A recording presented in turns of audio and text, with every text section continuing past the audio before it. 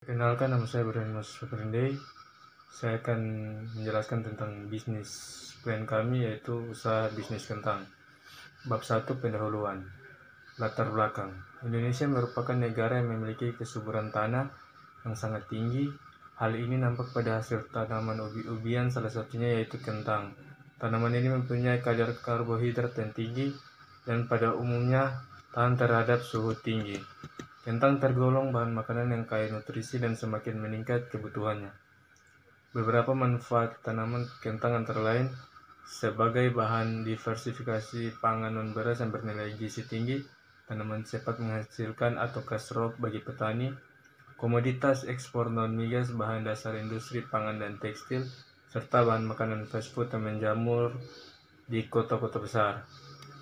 Saat ini potensi di sekitar pertanian menjadi salah satu aspek yang harus diprioritaskan dan menjadi peluang usaha yang bagus bagi pembangunan nasional. Misalnya dengan mengolah ubi-ubian menjadi berbagai macam makanan ringan maupun berat yang mempunyai rasa khas dan tahan lama untuk disimpan. Bentuk olahan tersebut bisa berupa tepung, gaplek, tape, keripik, dan lainnya. Makanan ringan atau snack telah berkembang dengan pesat baik jenisnya, cita rasa maupun kemasannya. Salah satu jenis makanan ringan yang cukup berhasil di pasaran adalah keripik. Produk makanan ringan dalam perkembangannya dapat diproduksi dari berbagai macam bahan baku, diantaranya makanan ringan berbahan baku kentang. Kentang goreng merupakan salah satu makanan ringan favorit yang pastinya disukai oleh banyak orang. Selain enak, pembuatan kentang goreng tergolong mudah sehingga banyak orang yang menyukainya, bahan menjadikannya peluang bisnis yang memiliki omset cukup tinggi. Pembuatan keripik saat ini masih terbatas pada usaha kecil atau industri untuk rumah tangga dengan ditujukan untuk pasaran lokal. Pada umumnya dipasarkan melalui perantara warung toko kecil, penjajah jalanan, serta pasar swalayan dengan pengemasan dan cara pengemasan bervariasi tergantung pada sasaran yang dituju.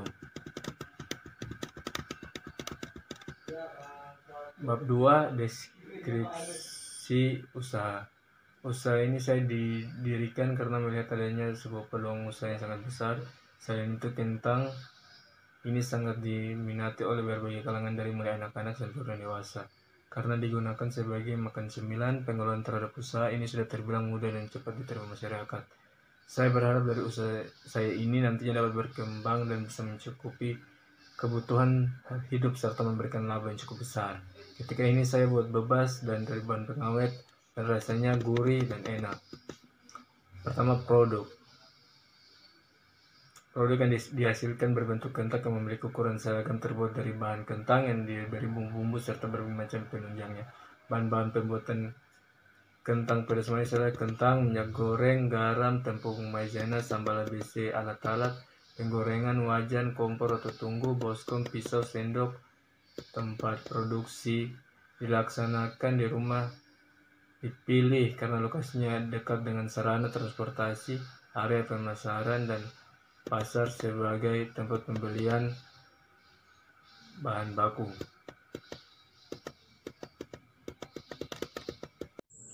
Cara membuat kentang ini yaitu: 1. Kentang dikupas terlebih dahulu lalu dicuci hingga bersih. Yang kedua, kentang diiris dengan menggunakan sliker atau pengiris kentang, lalu direndam dalam air kapur sirih agar kentang keras dan hasilnya lebih renyah. Dapat ditambahkan garam juga pada air rendaman agar lebih gurih dan kemudian dicampur dengan tepung maizena. 3. Goreng kentang hingga matang dan kering lalu tiriskan. Minyak yang digunakan dalam menggoreng harus merupakan minyak baru agar kentang lebih renyah. Yang keempat, tumis sambal masak ABC sampai harum dengan dicampur sedikit garam dan bawang putih, lalu masukkan gula, masak hingga gula meleleh dan merata. Yang kelima, masukkan kentang, campurkan hingga merata dan angkat. 6. Simpan dalam wadah kedap udara. Aspek pemasaran. Kegiatan pemasaran mempunyai peran sangat penting dalam kelancaran suatu usaha. Lancar tidaknya usaha ini selain dilihat dari kualitas produk juga tergantung dari bagaimana cara kita sebagai produsen memasarkannya dengan strategi yang baik. Dalam usaha ini kami melakukan 2 cara pemasaran, yaitu pemasaran langsung dan pemasaran tidak langsung. Kegiatan pemasaran langsung yaitu memasarkan produk secara langsung kepada konsumen tanpa perantara lain. Cara ini dilakukan pada usaha dengan kapasitas yang kecil atau secara skala rumah tangga. Keuntungan memperoleh laba dalam menggunakan jalur pemasaran ini lebih besar daripada pemasaran tidak langsung, karena tidak memberikan jasa kepada pengecer atau distributor. Kegiatan pemasaran tidak langsung yaitu memasarkan produk melalui pengecer. Cara ini dilakukan dengan 2 strategi pemasaran. Pertama, memasarkan di tempat-tempat yang strategis seperti di tempat-tempat wisata. Kedua, memasarkan dengan cara menitipkan produk ke tempat minimarket. Harga di pasaran sebesar 30.000 per 250 gram. Strategi pengembangan usaha. Ada beberapa strategi untuk pengembangan usaha yang akan dilaksanakan, yaitu promosi yang menarik dan berkesinambungan. Menciptakan kentang dengan bentuk yang menarik, tidak sekedar bulat seperti bentuk segitiga, persegi, dan lain-lain. Menjual di beberapa tempat yang ramai seperti tempat wisata, wilayah kampus, wilayah sekolah, dan supermarket. Analisis SWOT. Kekuatan, harga terjangkau, kualitas terjamin, dan bahan baku yang mudah didapat. Tidak menggunakan bahan pengawet, proses produksinya mudah sehingga tidak membutuhkan banyak waktu dan tenaga. B. Kelemahan, rasa dan bentuk kentang yang seragam, manajemen tradisional, sarana dan prasarana sederhana, peluang atau opportunity, pasar yang masih luas, bahan baku yang mudah didapat. Yang selanjutnya ancaman atau threat, munculnya variasi makanan, jajanan, munculnya pesaing baru, sumber daya manusia yang masih rendah pendidikan. Masuk pada analisa biaya.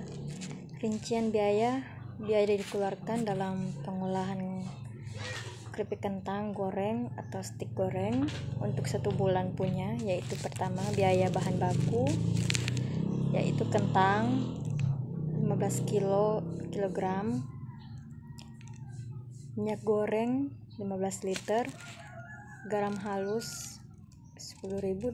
Yang pertama itu kentang 15 kilo itu biaya dalam 1 bulan berjumlah Rp150.000. Minyak goreng berjumlah Rp165.000. Garam halus berjumlah Rp10.000. Tepung maizena berjumlah Rp35.000. Sambal ABC berjumlah Rp450.000.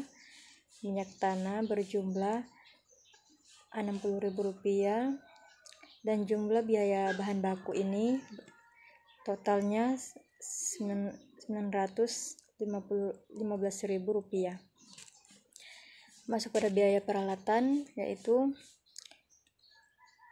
pertama baskom 3 buah berjumlah Rp30.000, pisau 3 berjumlah Rp30.000,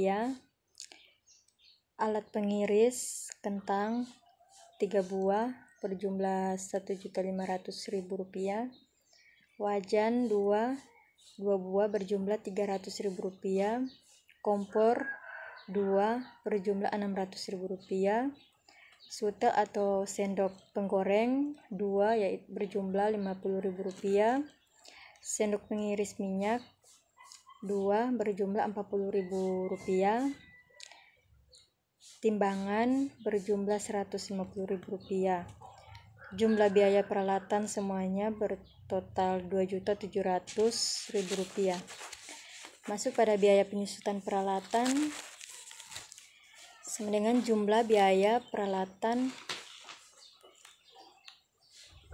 bagi umur ekonomis, sama dengan Rp2.700.000 dibagi 12 bulan, sama dengan Rp225.000 dalam 1 bulan.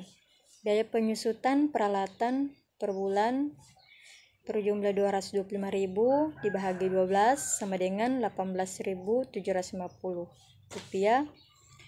Dan dalam biaya pengeluaran per bulan, yaitu biaya transportasi dan pemasaran berjumlah Rp150.000, biaya tenaga kerja 2 orang per 1 orang itu Rp1 juta, dan berjumlah semuanya Rp2 juta.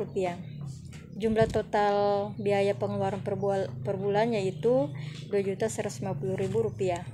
Perhitungan penerimaan. Yang pertama, produksi kentang goreng yang diproduksi adalah 200 bungkus dalam 1 bulan dengan berat kentang per bungkus ialah 250 gram. Harga per unit produksi ialah Rp30.000. Kemudian penerimaan ini sama dengan produksi kali harga per unit produksi, yaitu sama dengan 200 kali Rp30.000 sama dengan 6 juta. Biaya produksi berikut jumlah rincian biaya produksi kentang. Untuk menghasilkan 200 bungkus, biaya bahan baku berjumlah Rp915.000, biaya peralatan berjumlah Rp2.700.000, biaya gaji berjumlah Rp2 juta, biaya transport dan pemasaran berjumlah Rp150.000, biaya penyusutan peralatan Rp18.750, dan jumlah totalnya keseluruhan Rp4.868.750. Keuntungan pendapatan dalam usaha ini yaitu keuntungan sama dengan penerimaan kurang biaya produksi sama dengan 6 juta kurang Rp4.868.750 sama dengan Rp1.131.250. Dari hasil analisis biaya di atas, maka keuntungan yang didapatkan untuk memproduksi kentang goreng dalam periode produksi 1 bulan adalah Rp1.131.250. Dalam kesimpulan tersebut, dalam keyakinan dan harapan saya sebagai pengusaha kentang goreng adalah ingin usaha ini dapat berjalan dengan baik sesuai dengan apa yang diharapkan dan juga memberikan keuntungan bagi masyarakat luas. Selain itu juga saya berharap agar untuk mendapatkan perhatian dan pemerintah agar setiap kendala yang dihadapi oleh usaha ini dapat ditanggulangi sehingga kedepannya usaha ini dapat berkembang menjadi lebih baik lagi dan dapat bersaing dengan industri-industri termuka yang ada. Terima kasih.